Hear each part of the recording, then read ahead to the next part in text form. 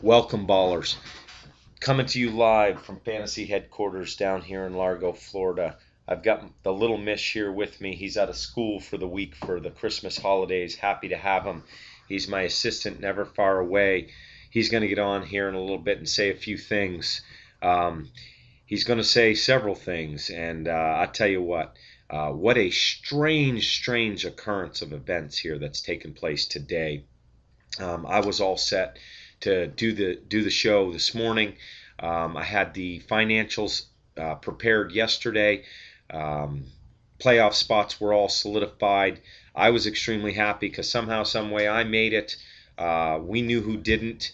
Um, Things have changed. Things have changed. Scoring miscalculation for Aaron Rodgers has taken the Dogs out of the playoffs. Two little points on a sack by the Chicago defense has taken the Dogs out of the playoffs and catapulted Sabod Sakabagadis into the playoffs for the sixth and final spot, which is unbelievable. I'm going to get to all that in a second, but I just want to bring everybody up to date on what the current events are.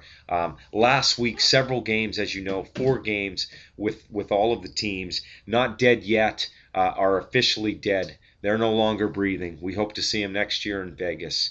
They're on the outside looking in. They can only watch from this point, which puts Drew Brees, the #1 pick of the draft, on the shelf for the rest of the playoffs and the Super Bowl. Puts Randy Moss, who I think took a vacation last week, as some of you saw, anybody that watched that debacle with him and Brady last week. So thank you for playing. Not dead yet. Formally make it rain.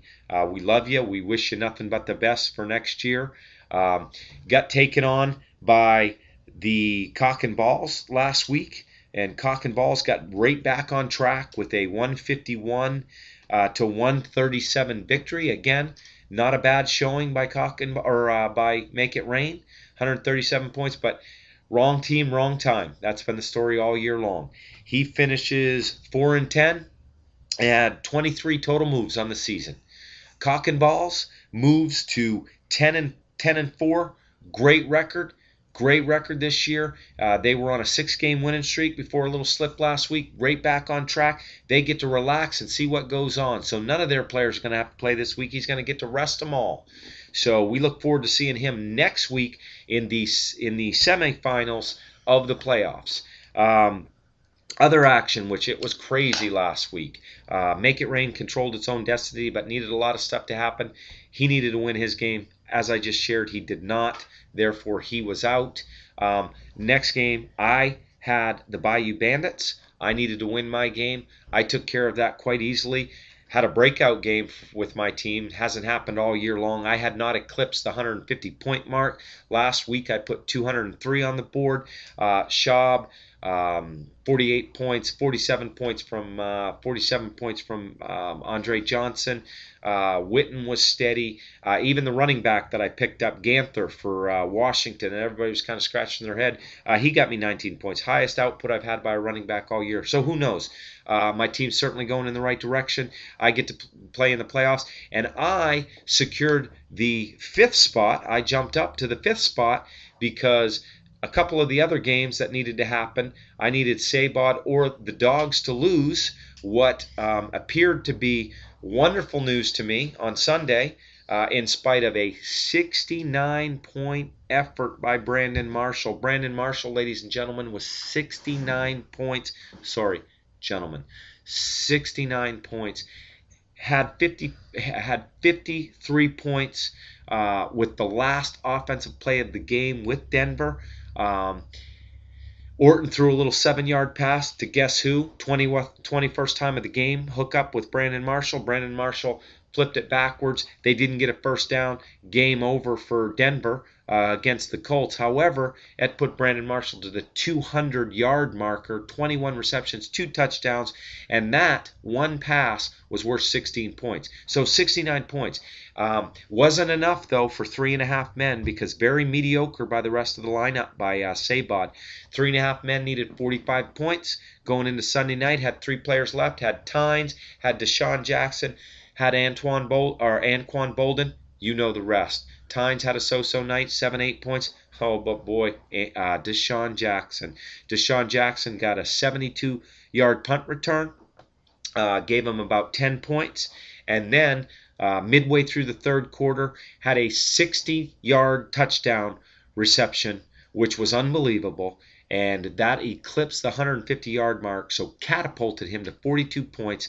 Game over. Sabod loses. Looks to be out of the playoffs simply because the Dogs, in the other action of the week, saw Now You're in New York, who's just been on a 4-game skid, and had lost 6 out of their last 8 or something like that. Just gone completely the different direction since they changed their name, and they were ahead by 32 points on Sunday evening. 32 points. Overnight, Yahoo took out 2 points from their defense. So their Green Bay defense went from 21 to 19. So they're going into Monday night thinking pretty good thoughts. They're up by 30 points. 30 points. Frank Gore going for Now You're in New York. Frank Gore, he's, who knows what to expect against Arizona. He goes out quietly, surpasses the 100-yard mark. He's getting a few points. And then early in the fourth quarter, had a nice little run, which put him over the 150-yard mark. Boom, 23 points. Then they get down to the goal line. First try doesn't get in. Second try gets in. Scores 6 points. Goes to 29 points. The Dogs still up by 1 in the calculation for that week at the time. Gore gets 2 handoffs the rest of the way, gets a couple yards, no more points, game over. Sabod's done. They don't take my call for 2 days. They're in serious mourning. Game over for Sabod. And then what happens? 2 days go by. As I said, today, NFL must have gone in, looked at tape, and realized that Aaron Rodgers was in fact sacked on another play in the Chicago game on Sunday, therefore taking Aaron Rodgers' 8-point total to 6. So instead of a 122 to 121 win against Now You're in New York, the Dogs lose, which in turn allows Sabod to suck a bag of knees to come alive from the West Coast, which never is a good sign. Never a good sign. Because fate may be on their side, gentlemen. I don't know. I mean, they were basically dead. We had taken them off life support. So as the matchups appear this week, of course, you have your number 1 team, which is 3.5 men. Great job. 9-game win streak. One of the hottest teams I've ever seen in fantasy going into the playoffs. 9 straight games. They started 2-3. They've won 9 in a row. They ended up 11-3. Hot as a pistol going in. But they get to watch this week, as does Cock and Balls at 10-4. 10-4. 9 moves for Cock and Balls. 13 for 3.5 men. Now, the 4th and 5th team of the playoffs are the Bayou Bandits, who was on a complete roll until they ran into a smash mouth last week, 203 to 87 by myself. Had some, unbelievable play from all my players. They got some really bad play from their quarterback spot. Would be very interesting. So I got to play him again. Got to play him again this week for the 4 and 5 spot, which gets the right to play. The winner of that gets the right to play Cock and Balls. The other action sees Now You're in New York, who's the 3rd spot. Now You're in New York finishes 8-6 with 13 moves, playing Sabod. Sabod's 5-9, snuck in the playoffs with 19 moves, and good luck to them. Good luck to Now You're in New York. And those two will play off for the right to play 3.5 men. So there you have it. Strange occurrences down here in Fantasyland. Sorry to have to report such bad news to the Dogs. We hope to see you next year. I'm sure we will. And make it rain, you as well. But as they say, one man's pleasure is another man's pain. Over and out from Fantasyland.